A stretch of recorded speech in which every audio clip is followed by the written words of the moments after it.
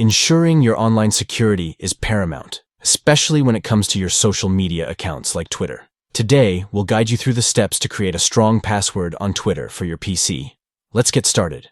First, open Twitter on your PC. Next, click on the profile icon located in the top right corner. Navigate to Settings and Privacy and select Password.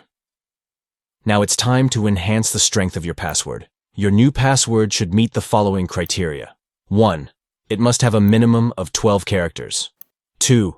Include a combination of numbers, symbols, capital letters, and lowercase letters for added complexity. 3. Avoid using dictionary words or combinations of words. 4. Steer clear of obvious substitutions that may compromise the security of your password.